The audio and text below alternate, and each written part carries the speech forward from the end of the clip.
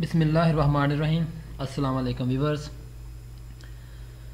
Distributed database management system series के साथ मैं हूं मोहम्मद सफदर डोगर। पिछले लेक्चर के अंदर हमने डिस्ट्रीब्यूटेड डेटाबेस का कुछ ओवरव्यू देखा था। तो व्यूअर्स आज के वीडियो के अंदर जो टॉपिक हम कवर करेंगे वो है जी what is distributed database. Viewers आज हम देखेंगे कि हम कौन सी डेटाबेस को डिस्ट्रीब्यूटेड डेटाबेस कहेंगे और डिस्ट्रीब्यूटेड डेटाबेस के मेन क्राइटेरिया क्या होते हैं, क्या हर डेटाबेस को डिस्ट्रीब्यूटेड डेटाबेस कहा जा सकता है, और हमें कैसे पता चलेगा कि ये डेटाबेस जो है ना वो डिस्ट्रीब्यूटेड डेटाबेस है, और अगर डिस्ट्रीब्यूटेड डेटाबेस है तो उसके क्या ब्यूटी होगी, क्या उसके फ़ायदे होंगे, क्या उसके नुकसान होंगे। तो इसको आज सारे लेक्चर के अंदर हम कवर करने की कोशिश करते हैं। तो सबसे पहले तो हम देखेंगे व्हाट इज़ डिस्ट्रीब्यूटेड डेटाबेस, यानी कि उसकी डेफिनेशन देखेंगे, उसकी डेफिनेशन को फिर हम काउंटर करेंगे और वहीं से काफ़ी सारी चीज़ें आपको क्लियर हो जाएंगी। तो स्टार्ट करते हैं व्यूअर्स इसकी डेफिनेशन को। डिस्ट्रीब्यूटेड डेटाबेस की अगर डेफिनेशन की बात की जाए तो इसकी डेफिनेशन के जो समझने के पढ़े तो a collection of logically related database that are spread physically across multiple location connected by a data communication link। Viewers हम कह सकते हैं एक कलेक्शन है डेटाबेस की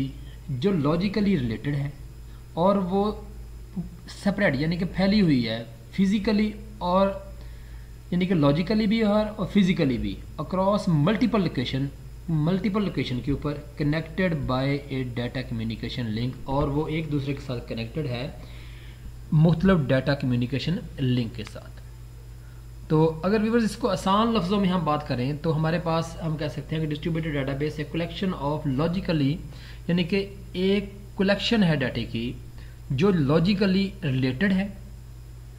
और वो फिजिकली और लॉजिकली स्प्रेड है मुख्तलिफ लोकेशन के ऊपर, और वो मुख्तलिफ लोकेशन से एक दूसरे के साथ जो कनेक्टेड है ना वो किसी डाटा कम्युनिकेशन लिंक या कम्युनिकेशन मीडिया के थ्रू एक दूसरे के साथ वो कनेक्टेड है। अब व्यूअर्स जैसे इस डेफिनेशन को से आपके काफ़ी सारे प्रॉब्लम जो है ना वो सॉल्व हो सकते हैं, बट इस डेफिनेशन के अंदर जो दो मेन चीज़ें हैं जो ना जिनकी तरफ इशारा किया गया है वो हमारे पास है। The two important term in this definition are वो है जी लॉजिकली इंटररिलेटेड डेटाबेस। एक कुछ डेटाबेसेस हैं जो लॉजिकली इंटररिलेटेड है एक दूसरे के साथ, और जो दूसरा पॉइंट ये है distributed over a computer networks, और उनको डिस्ट्रीब्यूट कर दिया गया है किसी कंप्यूटर नेटवर्क के ऊपर, उनको डिस्ट्रीब्यूट कर दिया गया। ये दो पॉइंट जो है ना आपकी डिस्ट्रीब्यूटेड डाटाबेस को कवर कर रहे हैं। यानी कि कुछ डाटाबेसेस हैं वो मुख्तलिफ साइट पे पड़ी हुई हैं, वो एक मुल्क के ऊपर हो सकती हैं, एक सिटी के अंदर हो सकती हैं,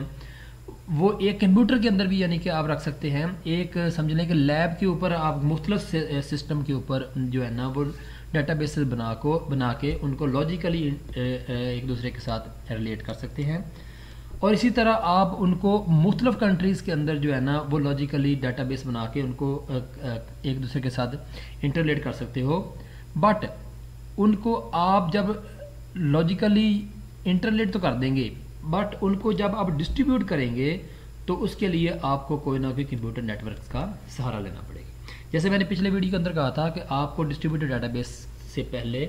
आपको कुछ बेसिक्स नेटवर्क के कंसेप्ट का पता होना चाहिए और introduction to computer database management system का भी पता होना चाहिए।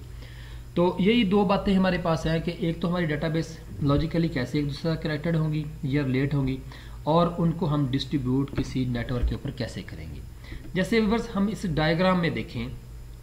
तो ये हमारी मुख्तलिफ साइट्स हैं, यह साइट 1 है, साइट 2, जो पिछली वीडियो के अंदर मैंने इसको दिखाया था। अब मुख्तलिफ डाटाबेसेस हैं, ये मुख्तलिफ डाटाबेसेस को हमने क्या किया है, ये लॉजिकली एक दूसरे के साथ कनेक्टेड भी हैं और किसी नेटवर्क के ऊपर जो है ना जो समझ लें स्प्रेड कर दी गई है या डिस्ट्रीब्यूट कर दी गई है। अब व्यूअर्स अगर मैं इसको साइट की बजाय इसको अगर यानी कि लोकेशन के लिहाज से अगर मैं देखूं, जैसे देखें मैं कहता हूं कि मेरी कुछ डाटाबेसेस हैं ये एक कंट्री के अंदर, जैसे मुल्तान के अंदर मेरी एक डाटाबेस पड़ी हुई है, एक कराची के अंदर मेरी डाटाबेस है, एक कोयटा के अंदर मेरी डाटाबेस है, एक लाहौर के अंदर मेरी डाटाबेस है, और ये तमाम जो समझ लें सिटी हैं पेशावर, मुल्तान, कराची, कोयटा या लाहौर की डाटाबेसेस हैं, ये लॉजिकली एक दूसरे के साथ कनेक्टेड हैं। यानी कि अगर मुल्तान वाला बंदा अगर उस यानी कि इन डाटाबेस से अगर डाटा शेयर करेगा, फ़र्ज़ किया उसने कोई यानी कि मुल्तान के किसी बंदे ने अपना अकाउंट जो है ना वो खुलवाया है मुल्तान के यानी कि डाटाबेस के अंदर, और वहाँ पे से अगर वो ट्रैवल करके कराची आ जाता है और कराची से अगर उस डाटे को एक्सेस करेगा, तो डिस्ट्रीब्यूटेड डाटाबेस की ये ब्यूटी है, तो उसको ये मालूम नहीं होगा कि ये मेरा डाटा मुल्तान से आ रहा है, बल्कि वो सोचेगा कि ये मेरा डाटा कराची से ही आ रहा है। इसी तरह अगर वो बंदा क्वेटा में है और उसका यानी कि अकाउंट जो है ना बेशक, या उसकी डाटाबेस का जो इन्फॉर्मेशन सारी जो है ना स्टोर है ना वो लाहौर के अंदर है, अगर वो यहाँ से अपने यानी कि डाटा को एक्सेस करने की कोशिश करेगा तो उसको ऐसे लगेगा जैसे वो तमाम डाटा जो है ना मेरा क्वेटा वाली डाटाबेस से आ रहा है, क्योंकि ये डाटाबेस की यानी कि ये डाटाबेस जो है ना लॉजिकली एक दूसरे के साथ इंटरकनेक्टेड होती हैं। इसी तरह अगर व्यूअर्स इसको इंटरनेशनली बात की जाए, जैसे हम कहते हैं कुछ डाटाबेस हमारी मल्टीनेशनल कंपनी है, जैसे फेसबुक है, यूट्यूब है, या और भी काफ़ी सारी हमारी मल्टीनेशनल यानी कि वेबसाइट्स या आपकी समझ लें कि कंपनीज होती हैं जिनके मुख्तलिफ कंट्रीज़ के अंदर उनकी डाटाबेस जो है ना वो काम कर रही होती हैं। तो लेकिन वो तमाम डाटाबेसेस एक दूसरे के साथ कनेक्टेड होती हैं। जैसे एक यूज़र जो है ना वो लंदन के अंदर बैठा हुआ है, उसका तमाम डाटा जो है ना वो लंदन के अंदर किसी डाटाबेस के अंदर स्टोर है। अब वो बंदा ट्रैवल करके अगर दुबई आ जाता है और दुबई से उस डाटाबेस को जब एक्सेस करेगा तो उसको ऐसे लगेगा कि जैसे उसका डाटा इसी डाटाबेस से आ रहा है, क्योंकि ये तमाम डाटाबेसेस लॉजिकली एक दूसरे के साथ कनेक्टेड हैं और ये एक कम्युनिकेशन नेटवर्क के ऊपर इनको स्प्रेड कर दिया गया है। अब हमारे पास ये देखें व्यूअर्स, एक हमारे पास कम्युनिकेशन नेटवर्क्स है और ये नेटवर्क जो है ना काबुल में, लंदन, कराची, दुबई और जो लाहौर के मुख्तलिफ कंट्रीज़ के मुख्तलिफ सिटी के अंदर जो है ना वो काम कर रहा है,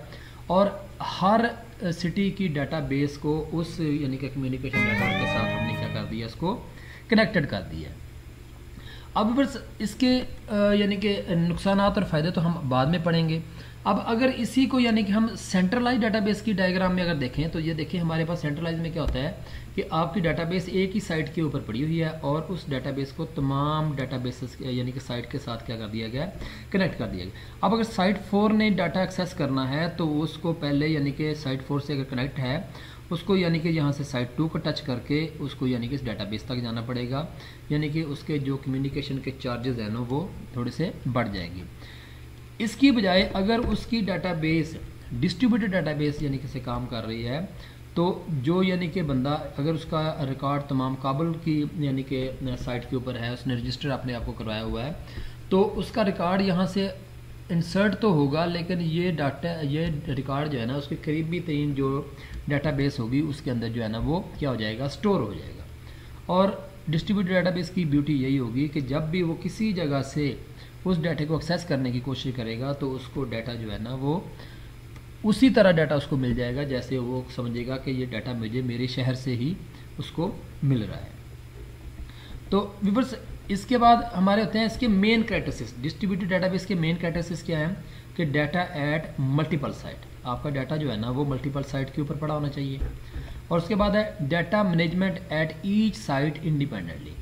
जो आपका डाटा मैनेजमेंट हुई है वो हर साइट के ऊपर इंडिपेंडेंटली काम कर रहा हो। ये नहीं है कि डाटाबेस जो है ना किसी दूसरी डाटाबेस के ऊपर मोहताज हो, नहीं, डाटाबेस जो है ना हर डाटा मैनेजमेंट अपना इंडिपेंडेंटली जो वो काम कर रही हो।